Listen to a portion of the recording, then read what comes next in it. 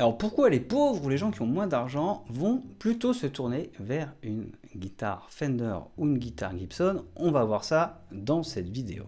Dans cette vidéo, je vais vous présenter une autre façon de voir l'achat d'une guitare. Donc c'est une manière un peu déconcertante de voir cela. Ça peut vous choquer, peut-être que vous ne serez pas d'accord avec ma théorie, mais en tout cas, regardez la vidéo jusqu'au bout parce que je vais peut-être vous faire reconsidérer la façon dont vous allez acheter votre prochain instrument de musique. Donc voilà, ici j'ai une Fender mexicaine Duosonic et une Gibson Melody Maker. Et je vais prendre ces guitares en exemple, ainsi qu'une autre que j'ai achetée, une autre Fender, pour vous prouver ma théorie sur l'achat des guitares.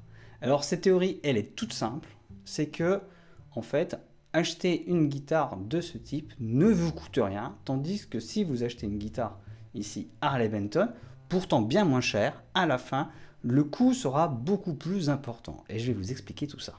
Donc cette théorie, malheureusement, elle n'est pas de moi, elle est liée à la théorie des bottes de Terry Pratchett, un auteur anglais, un auteur qui écrit des romans de fantasy, des romans un petit peu rigolos, un petit peu parodiques, mais dans un de ces romans, il y a une théorie qui est apparue, qui est la théorie des bottes, qui dit que sur le long terme, ça revient bien moins cher d'acheter une paire de bottes très chères, qu'on va garder très longtemps, et qui va s'user sans doute moins vite de par sa qualité, plutôt que d'acheter des paires de bottes ou de chaussures moins chères, mais qu'on va devoir remplacer régulièrement. Alors cette théorie, elle ne s'applique pas vraiment malheureusement aux guitares, mais comme je vous l'ai dit, je vais vous donner quelques exemples. Donc tout d'abord, j'ai acheté cette Fender Duosonic 450 € il y a quelques mois. Donc c'est un modèle mexicain d'occasion que je voulais depuis très longtemps et j'ai saisi cette occasion pour l'acheter. Déjà, on peut dire que j'ai fait une assez bonne affaire à 450 €. Enfin,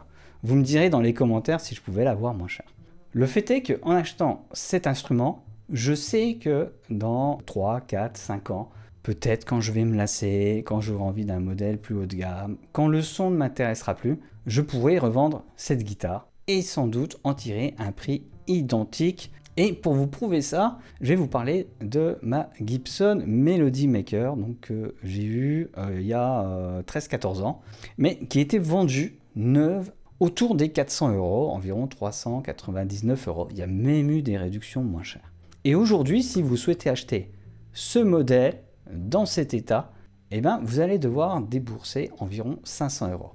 Ça veut dire que non seulement cette guitare, si je l'avais acheté 400 €, j'aurais mis 400 € dans la guitare, mais si je devais m'en séparer aujourd'hui ou demain, je récupérerais mon argent et un petit supplément, 200 €. Donc, jouer de cette guitare ne coûte rien du tout à partir du moment où vous la conservez et vous la revendez. Donc j'espère que vous me suivez jusqu'à présent.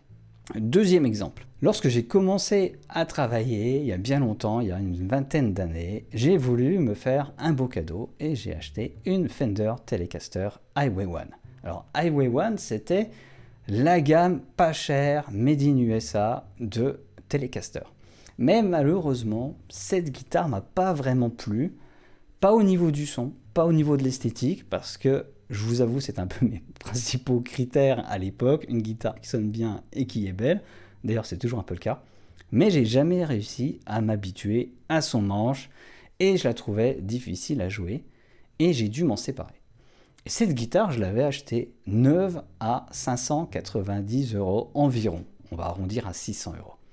Et quand je m'en suis séparé, j'ai décidé de la mettre en vente via une petite annonce sur Le Bon Coin et pour fixer le prix, en fait, j'ai regardé à combien étaient vendues des guitares à peu près identiques, dans le même état, c'est-à-dire plutôt un très bon état. Et je me suis aperçu qu'elle se vendait entre 7 et 800 €. Et donc, cette guitare que j'ai achetée 600 €, j'ai réussi à la vendre 750 €. Donc là encore, c'est une guitare que j'ai gardée environ 7, 8 ans, peut-être 10 ans. Elle ne m'a rien coûté du tout, elle m'a même fait gagner de l'argent. Et donc avec cet argent, j'ai acheté cette Harley Benton ici, qu'on trouve aujourd'hui un modèle identique neuf à environ 400 €, je crois que c'est 398 €. Et si vous cherchez ce modèle d'occasion, vous verrez que ça coûte 150 € d'occasion. Donc en gros, j'ai perdu en achetant cette Harley Benton 250 €. Alors, je ne l'ai pas perdu parce que je ne l'ai pas revendu, mais clairement, sur cet instrument qui semble être pas cher, il y a une décote importante. Et la théorie est donc la suivante. Les guitares pas chères, type Jet, Harley Benton, etc., décotent énormément à la revente. Et donc, il n'y a que des personnes riches qui peuvent se permettre d'acheter ces instruments en sachant que s'ils doivent s'en séparer, ils vont perdre de l'argent.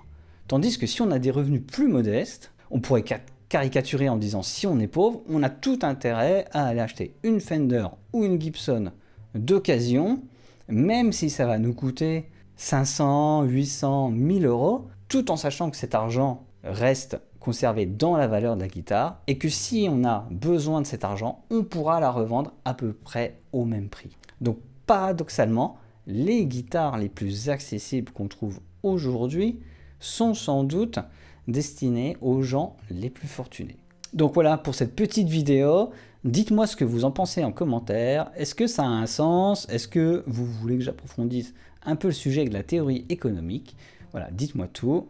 Je vous dis au revoir, à bientôt.